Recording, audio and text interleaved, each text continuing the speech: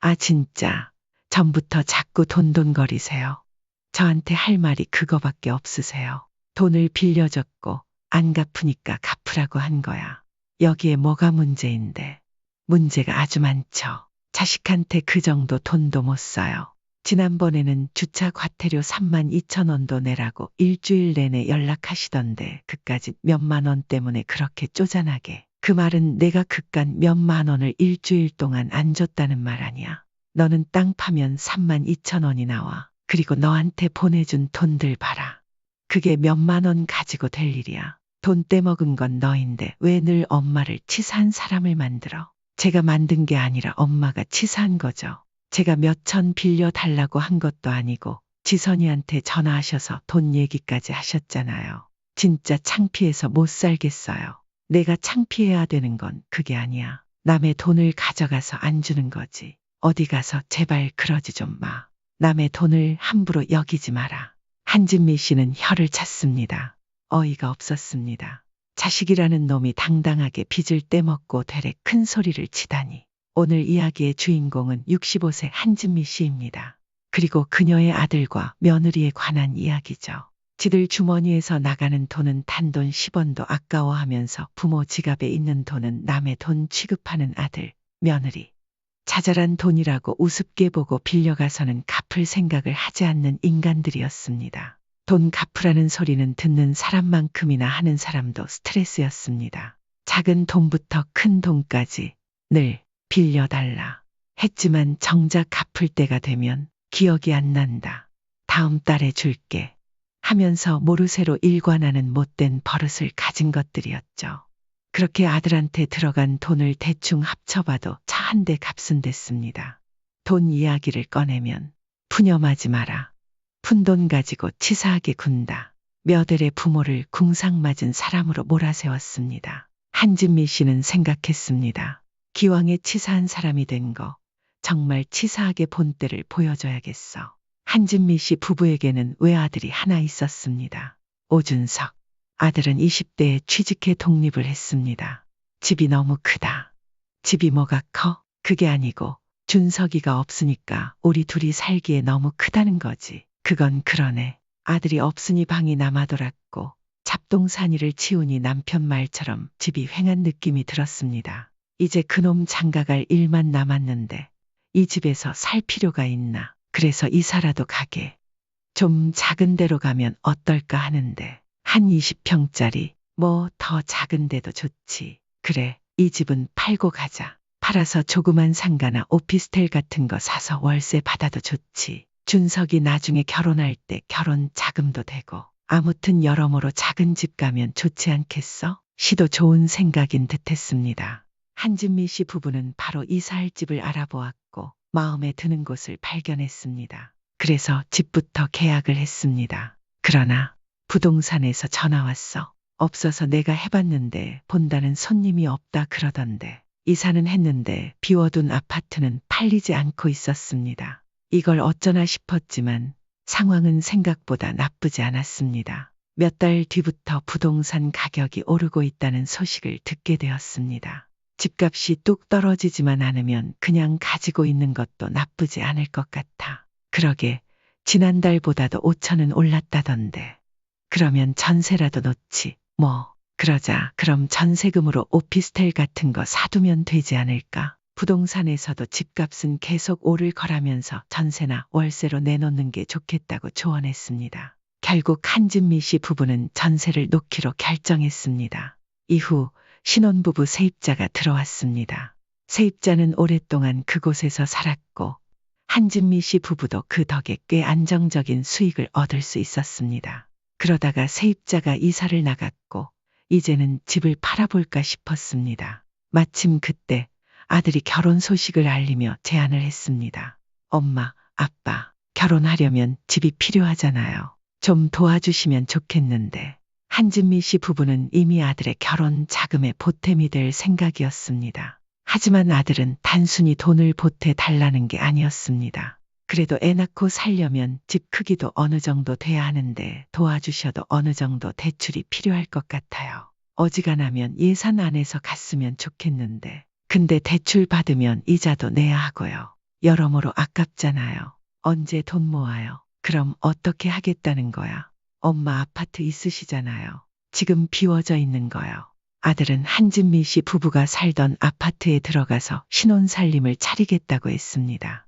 한진미 씨는 남편과 상의했습니다. 어차피 하나뿐인 아들인데 결혼하는데 집 한 채쯤 해주면 좋지 않겠어? 그렇긴 한데 우리가 생각했던 것보다 많이 지원하는 꼴이잖아. 그냥 그렇게 하자. 어차피 우리 죽으면 준석이 줄 거 미리 준 셈치지 뭐. 결국 아들이 원하는 대로 해주었습니다.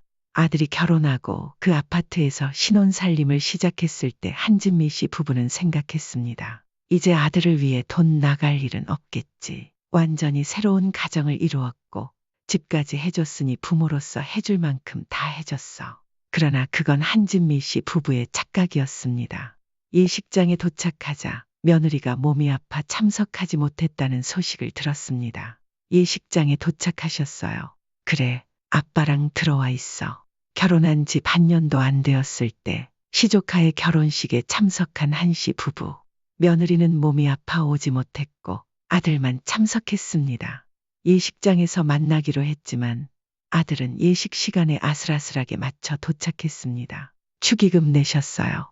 우린 냈지. 아, 난 얼마나 내야 되지? 너는 지영이 결혼할 때 20만 원 따로 했다며. 너도 20은 해야지. 그러자 아들이 난감하다는 듯이 말했습니다.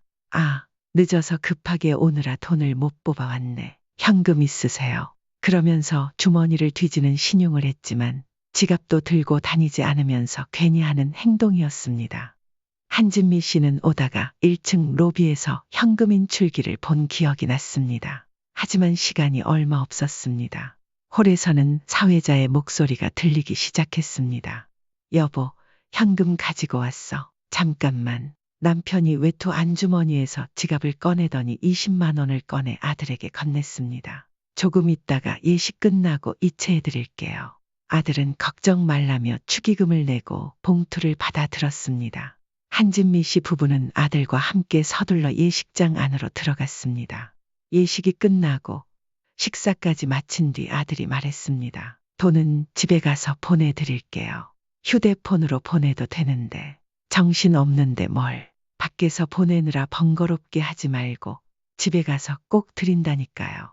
내가 신용이 있어야 말이지. 한진미 씨의 말에 아들은 발끈하며 대꾸했습니다. 20만 원 없어서 안 드리겠어요. 드린다니까요. 한진미 씨는 미심쩍은 눈빛으로 아들을 바라보다가 휴대폰을 꺼내 메모했습니다. 아들, 축의금 20만 원. 아들은 이를 보고 얼굴을 찌푸렸습니다. 진짜 별걸 다 메모해 놓으시네. 그러면서도 끝까지 집에 가서 주겠다 며 말을 흘리고는 헤어졌습니다. 그런데 그날 저녁이 지나도 돈을 보내지 않았습니다. 다음 날 오후가 되어도 연락이 없었습니다.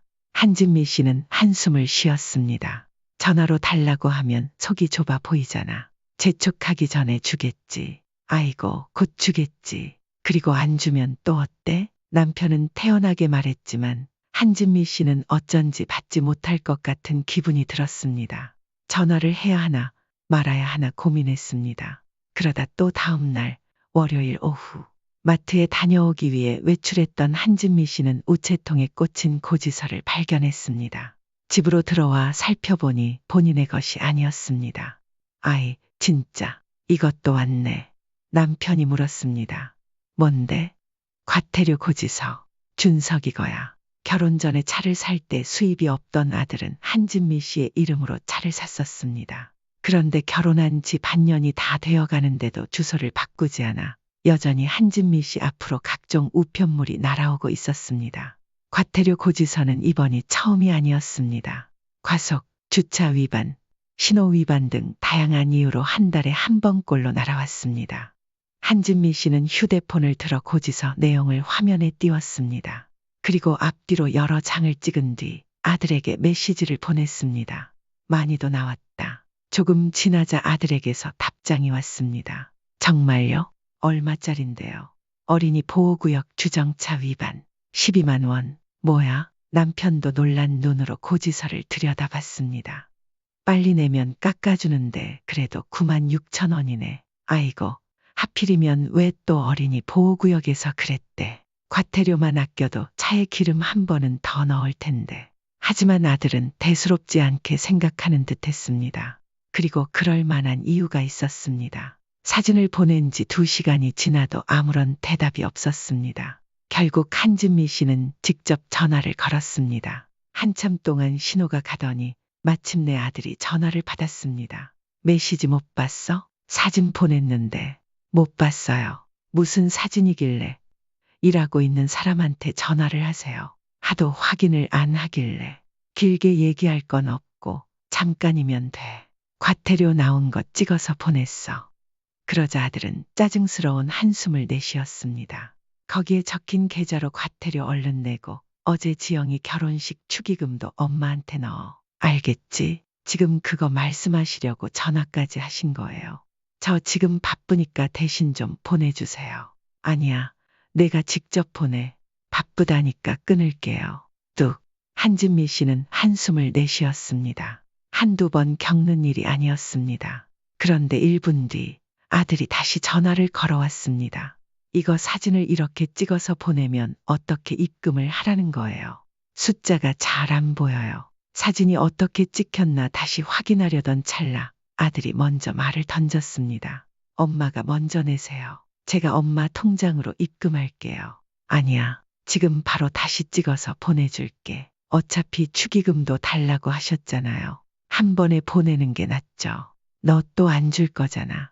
그러자 이번엔 아들이 짜증을 내며 버럭 소리를 질렀습니다. 아니, 그거 얼마나 한다고 이러세요? 바빠 죽겠는데. 한진미 씨는 더 이상 말을 하지 않았습니다. 너 이번에는 꼭 넣어줘야 해. 그럼, 알았어요. 바빠서 이따가 전화 드릴게요. 뚝.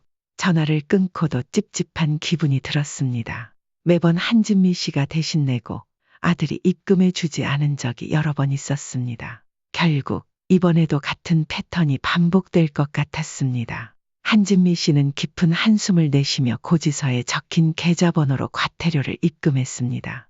기한을 넘기면 2,400원이 더 붙을 터였습니다. 한진미 씨는 혹시나 하는 마음에 자신의 계좌번호를 찍어 아들에게 메시지를 보냈습니다. 남들은 이런 한진미 씨를 쪼잔하다고 할 수도 있었습니다. 남도 아니고 자식인데 그깟 돈 좀 내주면 어때? 한진미 씨도 처음엔 그렇게 생각했었습니다. 하지만 그게 한두 번이었다면 모를까. 이제는 이야기가 달랐습니다. 아들이 말하는 것처럼 별거 아닌 금액을 대신 내준 셈 쳤겠죠.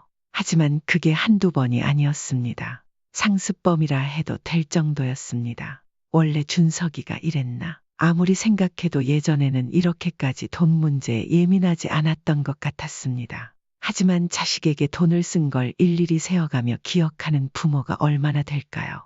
그런데 결혼하고 가정을 꾸린 뒤부터는 확실히 변했습니다. 아들도 며느리도 돈에 대한 태도가 달라졌습니다. 웬만하면 아들의 주머니에서 돈이 나오는 일이 없었고 며느리 역시 마찬가지였습니다. 그런 한진미 씨의 생각이 틀리지 않았다는 걸 보여주는 일이 바로 그 주말에 벌어졌습니다. 명절을 이틀 앞둔 어느 날 갑자기 며느리가 찾아왔습니다. 연락도 없이 말이죠. 어쩐 일이야? 아, 지난번에 준석 씨가 두고 간 외투요. 그거 가지러요. 명절에 입어야 한다길래 근처 지나다가 생각나서 왔어요. 한진미 씨는 아들이 한 달 전에 두고 간 외투를 작은 방에서 찾아 나왔습니다. 그때 나갈 채비를 하고 있는 한진미 씨를 보고 며느리가 물었습니다. 어머님, 어디 가세요? 마트 가려고 했는데. 아, 마침 잘 왔다. 한진미 씨는 마침 잘 됐다고 생각했습니다. 잘 됐다. 같이 들러서 사돈 선물 좀 가져가자. LA 갈비나 한우 세트 같은 거 있으면 사서 미리 보내려고 했는데 내가 와서 다행이다. 미리 가져가면 사돈 내서 명절 음식 준비하는 데도 좋고. 며느리는 흔쾌히 따라 나섰습니다. 저도 선물 줄 사람들이 있어서 안 그래도 마트 가려던 참이었어요. 그렇게 한진미 씨와 며느리는 근처 대형마트로 향했습니다. 마트에서 한진미 씨는 식재료와 함께 사돈 댁에 보낼 선물을 골랐습니다. 그런데 며느리는 더 바빴습니다. 카트에 작은 선물 세트들을 가득 쌓고 있었습니다. 한진미 씨는 물었습니다. 부모님 선물은 샀어? 사실 결혼 후 첫 명절 때도 한진미 씨가 일러줘서 부모님 선물을 준비했던 터라 이번에도 그냥 지나칠 것 같았습니다. 아, 맞다. 안 샀어요. 아니나 다를까. 며느리는 빈손으로 시댁을 가려는 모양이었습니다. 아무리 그래도 빈손으로 가면 안 되지. 그러자 며느리는 암소 한우 세트를 2개 골랐습니다. 하나에 28만 8천 원. 한진미 씨는 직감적으로 알 수 있었습니다. 이 중 하나는 우리 거겠지. 며느리는 태연하게 말했습니다. 사뒀다가 명절에 가지고 올까요? 아니면 어머님이 가져가실래요? 뭐하러 도로 가져갔다가 또 가지고 와? 그냥 내가 가져갈게. 계산하고 드릴게. 한진미 씨가 먼저 계산대에 물건을 올려놓았습니다. 며느리는 그 뒤에서 조용히 서 있었습니다. 한진미 씨가 계산을 마친 뒤 장바구니에 물건을 담고 있을 때 며느리가 갑자기 말을 꺼냈습니다. 큰일 났네. 왜 그래? 휴대폰만 들고 왔는데 제가 마침 전에 휴대폰을 바꿔서 이걸로 결제가 안 되네요. 며느리가 고른 선물 세트들은 이미 절반 이상 바코드가 찍혀 계산대 옆으로 옮겨진 상태였습니다. 그리고 며느리 뒤로는 길게 늘어선 줄이 보였습니다. 어떡하죠? 다른 선택지가 없었습니다. 계산을 마저 해야 하는 상황에서 바코드를 다 찍은 직원이 난처한 표정으로 한진미 씨를 쳐다보았습니다. 아, 이걸로 계산해 주세요. 한진미 씨는 할 수 없이 자신의 신용카드를 직원에게 건넸습니다. 70만 원이 넘는 금액이 결제되었습니다. 죄송해요. 생각을 못했네요. 이따가 집에 가서 입금해 드릴게요. 어쩐지 익숙한 레퍼토리였습니다. 며느리는 아무렇지 않게 돌아갔고 한진미 씨는 자신이 계산한 한우 세트를 들고 집으로 돌아왔습니다. 사람 마음이 간사한 것이 처음에 며느리가 비싼 한우 세트를 골랐을 때는 그래도 우리 사돈 댁 선물이니까 하며 뿌듯했었는데 막상 자신의 카드로 결제하고 나니 쓸데없이 비싼 걸 샀다는 생각이 들었습니다. 그리고 예상대로 며느리는 입금하지 않았습니다. 하는 수 없이 아들에게 전화를 걸었습니다. 명절에 가서 드릴게요. 불안한데. 그리고 돈도 없이 마트에 가는 게 어딨어? 그러자 아들은 어이없다는 듯이 웃으며 말했습니다. 설마 그걸 떼먹겠어요. 그리고 지선이가 일부러 그랬겠어요. 핸드폰에 카드 등록을 안 해놨대요. 깜빡했다고. 그럼 계좌 이체해줘. 아들은 한숨을 쉬며 대꾸했습니다. 참나, 한우 세트까지 가져가셨다면서요. 좋은 마음으로 사서 드린 건데 돈 때문에 이러셔야 돼요. 그러면서 치사하다는 말을 덧붙였습니다. 무슨 일이든 치사하다는 말 한마디로 대화를 끝내려는 아들이 얄미웠습니다. 자식한테 이렇게 돈 달라고 못 살게 구는 부모가 어디 있어요. 참 징글징글했습니다. 주는 사람도 받는 사람도 이렇게 기분이 상하는데 왜 자꾸 한진미 씨가 돈을 내야 하는 걸까요? 너 엄마가 다 적어두고 있어. 한진미 씨의 말에 아들은 코웃음을 쳤습니다. 그날 이후로도 아들과 돈에 얽힌 크고 작은 갈등은 끊이질 않았습니다. 손주가 생기고 그 손주가 돌이 될 때까지도 아들의 과태료 고지서는 한진미 씨 집으로 날아오고 있었습니다. 그나마 강하게 나가면 마지못해 돈을 갚긴 했지만 거기까지 가야 하는 상황 자체가 견디기 힘들었습니다. 그리고 결국 손주의 돌잔치 날 한진미 씨는 폭발하고 말았습니다. 아침에 잠깐 부동산에 들려야 해. 왜요? 오피스텔 계약서 써야 되는데 세입자가 꼭 오늘 오전에만 시간이 된다네. 아, 그럼 거기 갔다가 바로 오시는 거죠? 그래, 아빠랑 그쪽으로 갈게. 하필이면 손주의 돌잔치 날 오전 10시, 돌잔치는 12시. 30분 전에는 도착해야 하니 시간이 넉넉하지 않았습니다. 한진미 씨 부부는 서둘러 부동산에 도착해 계약서에 도장을 찍었습니다. 그런데 세입자가 계약금을 건네는 순간 예상치 못한 상황이 벌어졌습니다. 세입자가 보증금 3천만 원 중 계약금 300만 원을 이체하지 않고 현금으로 준비해 온 것이었습니다. 아, 돈을 이렇게 들고 온 거예요. 네, 부모님이 이렇게 주셔서요. 바로 입금해야 하나요? 아, 아니에요. 괜찮아요. 은행에 들릴 시간이 없어서 현금으로 챙겨오셨구나. 지체할 시간이 없었습니다. 한진미 씨는 계약서와 계약금을 챙겨 서둘러 부동산을 나왔습니다. 그리고 곧장 손주의 돌잔치가 열리는 곳으로 향했습니다. 잔치가 한창 무르익었고 한진미 씨 부부는 준비해 온 축의금과 선물을 전달한 뒤 손주의 첫돌을 축하하며 즐거운 시간을 보냈습니다. 행사가 끝나고 사람들이 하나둘 자리에서 일어나기 시작할 무렵 아들이 한진미 씨 부부에게 다가와 조심스럽게 말을 걸었습니다. 엄마, 아빠, 잠시만요. 왜? 그러자 아들이 손짓하며 따라오라고 했습니다. 홀 밖으로 나가자 한쪽에서는 축의금을 정리하는 직원들, 또 다른 쪽에는 돌잔치 관련 직원들이 서 있었습니다. 그때 아들이 말을 꺼냈습니다. 지금 이거 비용 결제해야 하는데요.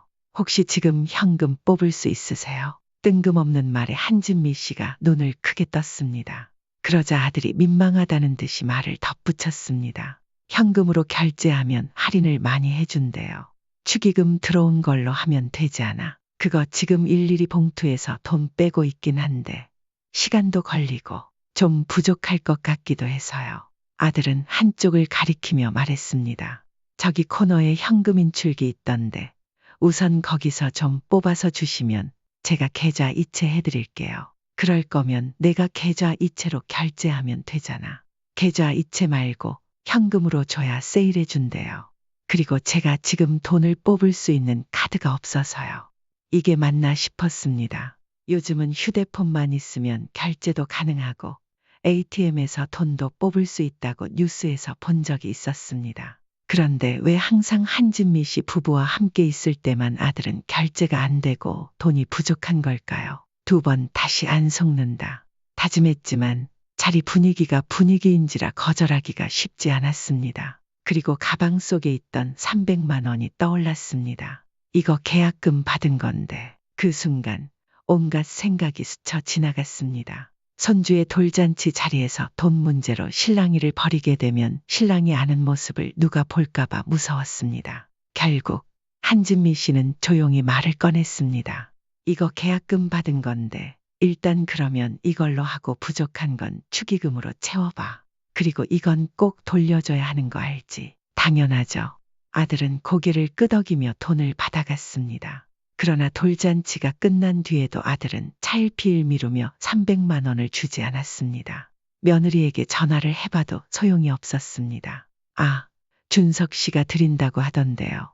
저는 모르고 준석 씨한테 한번 말해볼게요. 무슨 이런 자식이 다 있나. 이게 자식인지 도둑놈인지 헷갈릴 지경이었습니다. 10,000원, 20,000원 같은 작은 돈들은 그렇다 쳐도 어떻게 몇십만 원, 몇백만 원 되는 돈까지 매번 이렇게 힘들게 받아내야 하는지 이해가 되지 않았습니다. 사람을 꼭 이렇게 빚쟁이로 만들어야 속이 후련한 걸까? 아들도 며느리도 가증스러웠습니다. 더 이상은 참을 수 없었습니다. 호구짓도 한두 번이어야지. 그리고 자식이라고 어영부영 넘어가는 것도 한두 번이어야 했습니다. 아들 말처럼 돈 가지고 치사하게 군다는 말이 듣기 싫었습니다. 하지만 3년이 채 안 되는 사이에 야금야금 뜯긴 돈이 얼마인지조차 몰랐습니다. 그러나 금액보다 더 중요한 것은 아들과 며느리의 썩어빠진 정신 상태였습니다. 지들 돈은 한없이 아까워하면서 부모 돈은 우습게 보는 그 모습이 가장 괘씸했습니다. 또 이번에도 슬그머니 넘어가려는 건지 아니면 10번은 닥달해야 줄 셈인지 알 수 없었지만 이제는 더 이상 가만둘 수 없었습니다. 못된 버릇을 고쳐줘야 한다. 그래야 다시는 부모에게 손 벌리지 않을 테니 말이었습니다. 한진미 씨는 가계부를 펼쳤습니다. 보통은 하루 동안의 지출 내역을 휴대폰에 적어 두었다가 옮겨 적었는데 작은 금액들은 다 적지는 않았어도 웬만한 것들은 꼼꼼하게 기록해 둔 상태였습니다. 그리고 형광펜을 들었습니다. 아들이라고 적혀 있는 항목들을 하나하나 표시해 나갔습니다. 그리고 표시를 하며 옆에 두었던 계산기를 두드렸습니다. 두툼한 가계부를 한참 들여다보다가 마침내 고개를 들었을 때 계산기에는 꽤나 큰 금액이 떠 있었습니다. 돌잔치 비용까지 합산했기 때문에 수백만 원이 넘었습니다. 정리한 한진미 씨도 놀랄 정도였는데 이 모든 걸 별거 아니야 라고 생각하는 아들은 더 놀랄 게 분명했습니다. 한진미 씨는 계산기에 적힌 금액을 아들에게 전송했습니다. 그리고 그 아래에 짧게 적었습니다. 내가 그동안 빌려가거나 대신 지불하도록 했던 돈이야. 3일 안에 입금해라. 그렇게 돈 얘기만 하면 늘 답장을 늦게 하던 아들은 이번엔 1분도 안 돼서 전화를 걸어왔습니다. 이게 뭐예요? 돌잔치 비용 주신 거 300만 원 아니었어요. 그거 말고도 그동안 엄마가 다 적어둔다고 했잖아. 까먹은 것 같아서 보내준 거야. 너무 금액이 뜬금없잖아요. 생각도 안 나는 돈을 이제 와서 달라고 하시면, 생각 안 나면 적어둔 거 하나씩 다 보여줄 테니까 주말에 한번 와라. 그러자 아들은 깊은 한숨을 내쉬었습니다. 아, 진짜 전부터 자꾸 돈돈거리세요. 저한테 할 말이 그거밖에 없으세요. 돈을 빌려줬고 안 갚으니까 갚으라고 한 거야. 여기에 뭐가 문제가 있는데? 문제가 아주 많죠. 자식한테 그 정도 돈도 못 써요. 지난번에는 주차 과태료 32,000원도 내라고 일주일 내내 연락하시던데 그까짓 몇만 원 때문에 그렇게 쪼잔하게. 그 말은 내가 그깟 몇만 원을 일주일 동안 안 줬다는 말 아니야. 너는 땅 파면 32,000원이 나와. 그리고 너한테 보내준 돈들 봐라. 그게 몇만 원 가지고 될 일이야. 돈 떼먹은 건 너인데 왜 늘 엄마를 치사한 사람을 만들어? 제가 만든 게 아니라 엄마가 치사한 거죠. 제가 몇천 원 빌려달라고 한 것도 아니고 지선이한테 전화하셔서 돈 얘기까지 하셨잖아요. 진짜 창피해서 못 살겠어요. 내가 창피해야 되는 건 그게 아니야. 남의 돈을 가져가서 안 주는 거지. 남이요? 아니, 남보다 더한 것 같아요. 어디 가서 제발 그러지 좀 마. 남의 돈을 함부로 여기지 마라. 내 돈만 소중해. 진짜 서운하네요. 누가 하고 싶은 말인지 몰랐습니다. 그렇게 푼돈 거리면서 정작 그만한 푼돈을 부모를 위해 써본 적이 없는 아들이었습니다. 안 되겠다. 거기에다가 5% 이자도 붙여서 보내. 알겠어? 아, 진짜 너무하신 거 아니에요. 일단 돌잔치 비용 300만 원 보낼게요. 다음에 다시 얘기해요. 내가 다음에 얘기할 기회나 주니. 아, 도대체 속 좁게 왜 그러시는데요? 그 돈 없으면 굶어 죽는 것도 아니고 그냥 아들 며느리한테 베풀었다고 생각하시면 안 돼요. 그리고 돌잔치 비용도 그래요. 솔직히 손주를 위해서 대신 내주실 줄 알았어요. 그런데 이렇게 돈 내놓으라고 괴롭히실 줄은 몰랐어요. 기가 막혔습니다. 누가 들으면 자식한테 돈 한 푼 안 쓰는 부모인 줄 알겠다고 할 판이었습니다. 한창 오르고 있는 아파트를 아들 결혼시키면서 줄 생각으로 사라고 내주었고, 행사가 있으면 사돈 선물까지 꼬박꼬박 챙겼고, 아들, 며느리 생일에는 용돈도 주었고, 며느리 출산할 때 산후조리원 비용도 군말 없이 내었습니다. 돌잔치 비용도 넉넉하게 넣어 주었는데, 그것도 모자라 슬쩍 300만 원까지 챙기려는 신보가 고약했습니다. 하지만 그건 한진미 씨가 자식에게 베푼 것이었고 그 외에 주고받는 돈은 확실하게 정리해야 했습니다. 가계부를 보면서 정리한 금액만 해도 800만 원이 넘었습니다. 800만 원. 그 돈을 의미 있게 줄 일이 있다면 흔쾌히 내줄 수도 있었습니다. 하지만 이렇게 얼렁뚱땅 갈취당하는 건 억울했습니다. 가져간 아들에게는 전혀 의미도 없고 기억조차 흐릿한 돈일 테니까요. 그 돈을 갑자기 달라는 경우가 어디 있어요. 아들이 목소리를 높였습니다. 돌잔치 비용 빼고도 한두 달 월급인데 너한테 큰 돈이면 엄마 아빠한테도 큰 돈이야. 그러자 아들이 비웃듯 말했습니다. 진짜 이러실 거예요. 부모 자식 간에 이렇게 선 그으시면 저도 그렇게 지낼게요. 그게 무슨 말이야. 그렇게 남처럼 대하시니까 저도 그렇게 하겠다고요. 적반하장도 유분수였습니다. 한진미 씨는 차분하지만 단호하게 말했습니다. 그래, 너 말 잘했다. 그러면 너 지금 살고 있는 그 집 몇 년 살았지? 2년 반 좀 넘었나? 그동안 월세 계산해서 그것도 보내. 뭐라고요? 아들은 당황한 듯 눈을 깜빡였습니다. 남한테 집을 공짜로 주는 사람이 어딨니? 아들은 순간 말문이 막혔는지 잠시 침묵하더니 짜증 섞인 목소리로 외쳤습니다. 진짜 돈 몇 푼 때문에 이렇게까지 하실 거예요. 그래, 이제 너희 절대 선물 같은 거 주지 마. 엄마도 너희 생일에 용돈 안 줄 거고 둘째 낳아도 산후조리원 비용 안 내줄 거야. 퍼주면서도 욕먹는 짓 이제 그만하려고. 아들은 그제야 깨달았는지 아무 말도 하지 않았습니다. 800만 원 보내면 돼요. 뒷돈은 왜 또 빼먹어. 그리고 월세도 보내라고 분명히 말했다. 보증금에 대한 이자는 빼줄게. 아니, 진심이세요? 지금까지 뭐 들었어? 그 돈이 지금 당장 어디서 나요? 월세까지 어떻게 내라고요? 그래, 엄청 큰 돈이지. 너희가 공짜로 누린 게 얼마나 컸는지 이제 알겠어. 아들은 말이 없었습니다. 분명 사과해야 할 타이밍이었지만 자존심이 상하는 듯 머뭇거렸습니다. 일단 메시지로 보내신 돈 보낼게요. 지금 월세는 큰 돈이니까 2주 시간만 주세요. 그러자 아들이 한숨을 푹 내쉬었습니다. 큰 돈이긴 했지만 마련하기 불가능한 돈도 아니었습니다. 한진미 씨는 이참에 정말로 아들에게 꼭 받아내서 본때를 보여줄 작정이었습니다. 전화를 끊자 남편이 걱정스럽게 말했습니다. 어지간히 하고 돌잔치 비용만 받지. 그래, 나중에 다시 돌려주는 한이 있더라도 받을 거야. 남편이 고개를 절레절레 흔들었습니다. 이번에는 아들을 재촉하지 않고 2주 동안 조용히 기다렸습니다. 그리고 2주가 지난 저녁, 한진미 씨는 아들에게 문자 메시지로 내용 증명을 보냈습니다. 그러자 다음 날 바로 돈이 입금되었습니다. 한동안 한진미 씨는 그 돈을 가만히 두었습니다. 그리고 얼마 뒤 아들이 집을 찾아왔습니다. 죄송해요. 그렇게 많은 줄 몰랐어요. 저도 죄송해요, 어머니. 아들과 며느리는 고개를 숙이며 용서를 구했습니다. 하지만 한진미 씨는 차갑게 쏘아봤습니다. 너희 돈만 소중한 게 아니야. 아들과 며느리는 아무 말도 하지 못했습니다. 너희한테 주는 돈도 엄마, 아빠가 노력해서 번 거고 쉽게 나오는 돈이 아니야. 알아? 둘은 연신 고개를 끄덕였습니다. 앞으로 또 이런 일이 생기면 그땐 그 집에서 아주 쫓아낼 거니까 그렇게 알아둬. 기가 팍 죽은 아들과 며느리를 보며 한진미 씨는 준비해둔 돈을 돌려주었습니다. 아들이 당황한 얼굴로 고개를 들었습니다.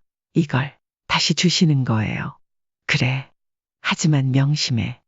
이번이 마지막이야. 사실 그 아파트는 곧 아들에게 명의를 이전해 줄 생각이었습니다. 하지만 이번 일을 겪고 마음을 고쳐먹었습니다. 진작에 넘겨줬다면 이런 협박도 통하지 않았을 거야. 앞으로도 명의는 꼭 내가 가지고 있어야겠다. 그래야 부모도 큰 소리를 낼 수 있고 자식들도 함부로 굴지 않을 테니까요. 그 뒤로 아들은 고지서를 자신의 집으로 받기 시작했습니다. 그리고 다시는 한진미 씨에게 이유 없이 돈을 요구하지 않았습니다. 한진미 씨는 거실에 앉아 조용히 차 한 잔을 마셨습니다. 오늘따라 유난히 차가 쌉싸름하게 느껴졌습니다. 하지만 마음은 후련했습니다.